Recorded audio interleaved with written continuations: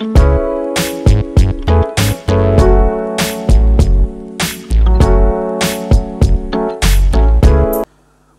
ये है integration of vector valued function, Walter Newton की बुक में से। सबसे पहले इधर थोड़ी सी एक डेफिनेशन है जो इसमें इस्तेमाल होगी, वो देख लेते हैं। मैंने लिखा let f1 f2 up to son f k be real valued functions on close interval A B. ये मेरे पास एक फंक्शंस हैं जो कि क्लोज इंटरवल ए बी के ऊपर डिफाइंड है। लेट f जो है उसको मैंने इस तरह लिख लिया, इन सबको इस तरह मतलब कंपोनेंट्स की फॉर्म में लिखकर इसको मैंने नाम दे दिया f का। जिस तरह आप देखते हैं ना ऑर्डर पेयर में आपके पास एक वेक्टर मिसाल के तौर पर v है, v is equal to 3i plus 4j, तो आप इसको ऐसे लिखते हैं 3, 4, तो 3 is x component, 4 is y component. तो इन दिस सेंस इस तरह ही मैंने इसको ऐसे लिख लिया। Be the corresponding mapping of close interval A B to on r की पावर k। जैसे देखो r की पावर 3 है, तो r की पावर 3 में जो आपके पास पॉइंट इससे बिलोंग करेगा उसके कितने कंपोनेंट होंगे? उसके 3 कंपोनेंट होंगे। इन दी सिमिलर वे अगर आर स्क्वायर की बात की जाए तो उससे दो जो होगा कंपोनेंट वाला जो वेक्टर है या पॉइंट है जो उससे बिलोंग करेगा। तो यहाँ पर आर के जो है उससे जो एलिमेंट बिलोंग करेगा वो के कंपोनेंट वाला होगा, और वो जो के कंपोनेंट वाला यहाँ पर मैंने पॉइंट लिया है वो इस तरह का है स्पेशल कि उस पॉइंट का हर जो कंपोनेंट है वो बजाते खुद एक फंक्शन है। आगे if alpha is a monotonically increasing function, अगर अल्फ़ा हमारे पास एक मोनोटोनिकली इंक्रीजिंग फंक्शन हो इस क्लोज इंटरवल ए बी के ऊपर, टू से डैट तो फिर हम ये कहेंगे कि ये जो एफ़ है ये भी रिमान स्टेल्जिस इंटीग्रल है। आर के आगे अल्फ़ा मतलब जब भी लगा होगा तो दिस रिप्रेजेंट रिमान स्टेल्जिस इंटीग्रल। तो ये रिमान स्टेल्जिस इंटीग्रल होगा, इंटीग्रेबल फंक्शन होगा। मीन्स डैट कि एफ जे जो है वो बिलोंग करता है आर अल्फ़ा से। नहीं समझे? कहता है कि यहाँ पर जो है हम कहेंगे कि f जो है वो रिमान स्टेल्जिस इंटीग्रेबल फंक्शन होगा अगर इस f का हर कंपोनेंट जो है वो खुद रिमान स्टेल्जिस इंटीग्रेबल फंक्शन हो। यानी कि f1 भी आर अल्फ़ा से बिलोंग करे, f2 भी आर अल्फ़ा से बिलोंग करे, fk भी आर अल्फ़ा से बिलोंग करे। अगर हर कंपोनेंट इससे बिलोंग करता है तो फिर हम कहेंगे f जो ये है ये भी इससे बिलोंग करता है। For j is equal to 1 k if this is the case we define, अगर ऐसा है कि f जो है वो रिमान स्टेल्जिस इंटीग्रल बन गया है तो देन इस f का जो इंटीग्रल हम डिफाइन करेंगे वो इस तरह होगा a से b f d alpha equal to पहले f1 का इंटीग्रल कोमा दूसरे f2 का इंटीग्रल अप टू सोन इसके केथ कंपोनेंट का इंटीग्रल। ठीक है। इन अदर वर्ड्स a से b f d alpha is the point in are के, ये एक आर के का पॉइंट है। हुज जेथ कोऑर्डिनेट इज़ a से b f j D alpha. ठीक है, मतलब इसका आर के में के कंपोनेंट है ना, तो के कंपोनेंट वाला पॉइंट इसमें होगा। तो इसका पहला कंपोनेंट जो है वो एक इंटीग्रल की शक्ल में, दूसरा कंपोनेंट फिर इंटीग्रल की शक्ल में, तो जेथ कंपोनेंट होगा वो भी इंटीग्रल की शक्ल में होगा। ठीक है। तो यहाँ पर जो इंपॉर्टेंट चीज़ आपने याद रखने वाली है, एक तो ये कि इस तरीके से इंटीग्रल को हमने डिफ़ाइन करना है। आर के का मतलब है के कंपोनेंट वाला वेक्टर इसमें होगा। दूसरा ये कि ये जो इस्तेमाल होगी चीज़ कि एफ़ जो है वो रिमान स्टेल्जिस इंटीग्रेबल होगा अगर इस f का हर कंपोनेंट बजाता खुद रिमान स्टेल्जिस इंटीग्रेबल हो। तो अब हम देखते हैं क्वेश्चन नंबर 3 के स्टेटमेंट को। ले बेटा क्वेश्चन नंबर 3 कहता है if f maps close interval A B to R k, मतलब क्या है कहने का इसका इस तरह है कि f जो है वो क्लोज इंटरवल ए बी से आर के ऊपर एक फंक्शन है। And if f belong to R alpha, जैसे ऊपर आर अल्फ़ा मैंने भी डिफ़ाइन किया था, for some monotonically increasing function alpha on closed interval a b, then show that, पहली बात आपने प्रूफ करनी है कि जो f का एब्सोल्यूट है ये भी आपके पास आर अल्फ़ा से बिलोंग करता है। और दूसरी चीज़ आपने प्रूफ करनी है कि a से b f d alpha absolute less than equal है a से b f absolute D alpha, यानी वही जो अभी फंडामेंटल थ्योरम ऑफ कैलकुलस को प्रूफ करने के लिए हमने प्रॉपर्टी का इस्तेमाल किया था। अच्छा, अब यहाँ पर एक चीज़ याद रखें, ये आपका जो थ्योरम है ये बिल्कुल इस तरह का है जिस तरह मैं यहाँ पर आपको दिखाने लगा हूँ, लेकिन दोनों में बड़ा फ़र्क है।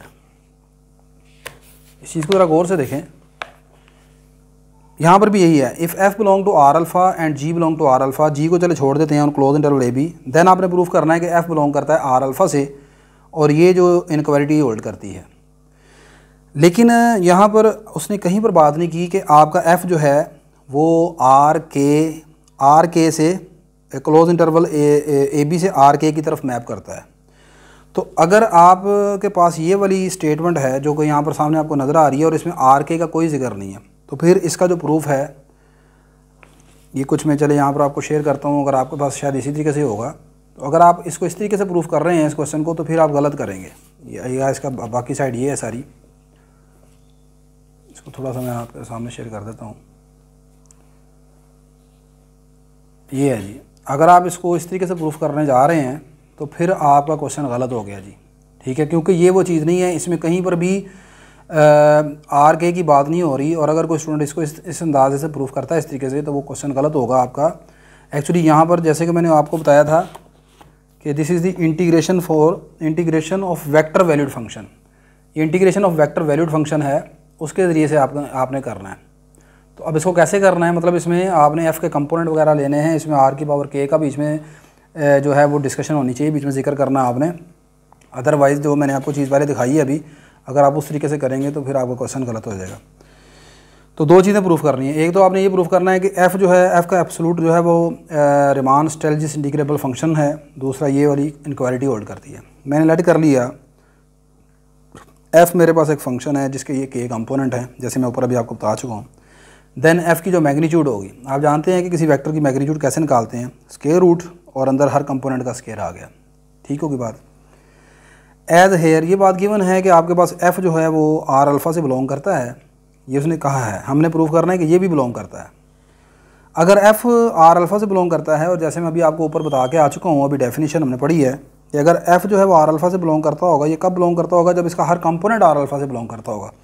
सो ईच एफ जे जो है वो भी आर अल्फ़ा से बिलोंग करता होगा। यानी अगर एफ़ आर अल्फ़ा से बिलोंग करता है तो फिर इसका हर कंपोनेंट आर अल्फ़ा से बिलोंग करता है, और अगर इसका हर कंपोनेंट आर अल्फ़ा से बिलोंग करता है तो हैंस सो डज देयर सम, तो फिर इनका जो सम है वो भी आर अल्फ़ा से बिलोंग करता होगा। अगली बात, अच्छा जी, आगे यहाँ पर अब देखिएगा, यहाँ पर जो स्क्वायर रूट के अंदर आपको एलिमेंट नज़र आ रहे हैं, ये हैं स्क्वायर की शक्ल में और ऊपर है स्क्वायर रूट। मैंने लिखा है since x square is a continuous function. X का स्क्वायर जो है वो आप जानते हैं, अगर आप इसका ग्राफ देखें तो this will be a parabola like this. तो ये पैराबोला के ग्राफ से भी देख लें, ये कंटिन्यूअस फंक्शन का ग्राफ है। तो एक्स स्क्वायर एक कंटिन्यूअस फंक्शन, देखो जी कंटिन्यूअस का मतलब यहाँ पर क्या है, कंटिन्यूअस का मतलब है कि क्या ये एक्स स्क्वायर किसी नंबर पर इन्फिनिटी बनता है, किसी भी रियल नंबर पर। आप जानते हैं नहीं बनेगा, इसका आंसर कोई ना कोई रियल नंबर निकलेगा, तो लिहाजा ये कंटिन्यूअस फंक्शन है। अब अगली बात, अगर ये कंटिन्यूअस फंक्शन है तो इसका inverse function, so it's inverse function under root X is also a continuous function over close interval 0 से 1 और where M belong to R के ऊपर प्लस का निशान है, पॉजिटिव रियल नंबर्स। अब ये जो मैंने नीचे ज़रा नोट लिखा है इसको ज़रा देखें, मैंने ये क्या लिखा है, ये आपकी अर्लियर क्लासेस आप क्लास मैट्रिक्स से पढ़ते आ रहे हैं। कहते हैं if F is a continuous 1-1 mapping from X to Y. अगर आपके पास एफ़ जो है वो कंटिन्यूअस मैपिंग हो और 1-1 मैपिंग हो, यानी कि इंजेक्टिव फंक्शन हो एक्स से वाई, तो फिर आप याद रखें कि एफ़ का जो इन्वर्स है वो निकलेगा, F inverse is also a continuous mapping from Y to X. देखिए जी, किसी फंक्शन का इन्वर्स तब पॉसिबल होता है जब वो फंक्शन बजाते खुद एफ़ जो है वो 1-1 हो, यानी इंजेक्टिव हो। क्या हो? इंजेक्टिव हो। अगर एफ इंजेक्टिव होगा, if F is injective then F inverse is possible. तो एफ इनवर्स जो होगा वो पॉसिबल होगा। बात समझ आ रही कि नहीं आ रही? और एफ इनवर्स ऐसी सूरत में कंटिन्यूअस होगा, मैपिंग कंटिन्यूअस मैपिंग होगी वाई से एक्स की तरफ। तो यही मैंने लिखा है कि एक्स स्क्वायर जो है असल में एक 1-1 मैपिंग है और कंटिन्यूअस फंक्शन है, लिहाजा इसका इनवर्स जो है वो भी कंटिन्यूअस होगा अकॉर्डिंग टू दिस रिजल्ट, ठीक है। और ये जो रिज़ल्ट है इसको आपने पेपर में बस साइड पर इसी तरह बनाकर एक ब्लॉक सा बनाकर उसके अंदर लिख दें सारा, ठीक है, बीच में लिखने की ज़रूरत नहीं है। इसके बाद एक थ्योरम यहाँ पर इस्तेमाल किया जाएगा और वो थ्योरम ये है, next by using the theorem which says that. अब ये थ्योरम कहाँ से लिया है? ये रिमान, ये जो वाल्टर न्यूटन की बुक है, ठीक है, इसमें इस थ्योरम को प्रूफ करते हुए उसने एक थ्योरम का रेफरेंस दिया है। मैंने उस थ्योरम का रेफरेंस तो नहीं लिखा, रेफरेंस की उस थ्योरम की स्टेटमेंट लिख दी है यहाँ पर सारी, तो आप भी इस तरह पेपर में करेंगे। Next, by using theorem which says that if F belong to R alpha on close interval A B, और एम जो है वो एफ से less than equal to F है, यानी एफ जो है lies between M and small M से कैपिटल एम। दूसरे अल्फाज में एफ की जो मैक्सिमम वैल्यू है वो कैपिटल एम है, लोअर वैल्यू स्मॉल एम है। Phi is continuous function over the close interval M से एम, एंड एच एक्स जो है वो एक कंपोजिट फंक्शन बनाया। एफ रिमान स्टेलजिस इंटीग्रल है, एफ की लोअर वैल्यू स्मॉल एम है, अपर वैल्यू कैपिटल एम है। फाई एक कंटिन्यूस फंक्शन है जो इस क्लोज इंटरवल के दरमियान है। एच एक्स एक कंपोजिट फंक्शन है और वो इस तरह है, phi F of X on close interval A B. Then याद रखें ये जो कंपोजिट फंक्शन एच होगा ये भी रिमान स्टेलजिस इंटीग्रेबल फंक्शन होगा क्लोज इंटरवल ए बी से। अगर ये थ्योरम आपको समझ आया है तो ज़रा गौर करें। मैं आपको कहता हूँ कि आप अपना एफ ऑफ एक्स रख लें एक्स स्क्वायर के बराबर, और जो इसके ऊपर फाई अप्लाई करना है उसका नाम रख लें अंडर रूट एक्स के बराबर। यहाँ से इन दोनों को इकट्ठा करके एक नया फंक्शन बनाएंगे H X. This is the composite function phi of F of X. Phi of F of X का मतलब है एफ ऑफ एक्स की वैल्यू लगा दी एक्स स्क्वायर के बराबर। अब फाई कौन है, अंडर रूट एक्स, इसके ऊपर अंडर रूट एक्स अप्लाई कर दिया, यानी अंडर कंपोजिशन निकालने आती है ना, इतना तो आपको करने आता है। This will become x. तो ये जो आपके पास एक्स निकला है, कहता है ये आपके पास ये भी जो होगा वो रिमान स्टेलजिस इंटीग्रेबल फंक्शन होगा एच ऑफ एक्स जो है। तो यहाँ पर इस आइडिया को आप इस्तेमाल करें इसके लिए। देखिए हमने प्रूफ करना है कि एफ़ का जो एब्सोल्यूट है ये आर अल्फ़ा से बिलोंग करता है, ये हमने प्रूफ करना है पहले। तो यहाँ पर एफ़ जो है वो स्क्वायर रूट टाइप का फंक्शन है, एफ़ एब्सोल्यूट जो है वो स्क्वायर रूट टाइप का फंक्शन है, यानी ये चीज़ है फाई ऑफ एक्स हो गया। यानी कि यहाँ पर एफ़ एब्सोल्यूट जो है वो फाई ऑफ एक्स का रोल अदा कर रहा है। इसके अंदर जो फंक्शन है वो स्क्वायर की फंक्शन में है, वो एफ़ ऑफ एक्स है, ठीक है। यानी कि यहाँ पर एक्चुअली हमारा जो एफ का जो एब्सोल्यूट है this is actually H of x, ठीक है। और अंदर वाली सारी चीज़ जो है वो स्क्वायर है, यानी कि स्मॉल एफ हो गया, और जो इसके ऊपर अंडर रूट अप्लाई किया जा रहा है वो फाई ऑफ एक्स है। तो एच ऑफ एक्स जो है वो ये हो गया। और ये जो थ्योरम है ये कहता है कि एच एक्स जो है जो कि कंपोजिट फंक्शन है, वो कंपोजिट फंक्शन हमेशा रिमान स्टेलजिस इंटीग्रेबल आर अल्फ़ा से बिलोंग करता है। लिहाजा फिर ये एफ का जो एब्सोल्यूट है ये भी किससे बिलोंग कर जाएगा, ये भी आपके पास आर अल्फ़ा से बिलोंग करता जाएगा। बात समझ आ गई कि नहीं? जी, पहला रिजल्ट तो प्रूफ हो गया। दूसरा रिजल्ट हमने ये प्रूफ करना है, next we show that this inequality. अब ये आपने इनक्वालिटी प्रूफ करनी है। मैंने नेट कर लिया कि y जो है वो एक ये k कंपोनेंट वाला वेक्टर है, y is equal to y1 y2, ये इसके k कंपोनेंट है। वेयर yj जो है वो ये है, ये हम पीछे मैंने जो डेफिनेशन बताई आपको उसके मुताबिक चल रहा हूँ। yj जो है वो एफ जे डी अल्फ़ा ये का इंटीग्रल है। देन जो ये खुद y होगा वो आ जाएगा एफ डी अल्फ़ा का इंटीग्रल, ठीक है। अच्छा, यहाँ पर मैं आपको कहूँ कि y की मैग्नीट्यूड निकालें और उसका स्क्वायर कर लें, तो y की मैग्नीट्यूड आ जाएगी y1 का स्क्वायर प्लस y2 का स्क्वायर प्लस y3 का स्क्वायर अप टू 7 y का स्क्वायर, ऐसी है ना। अंडर रूट आएगा, अंडर रूट इसलिए नहीं आएगा, मैंने स्क्वायर ले लिया यहाँ पर। अच्छा, इसको समीशन की फॉर्म में लिखे तो ऐसे लिखा जा सकता है।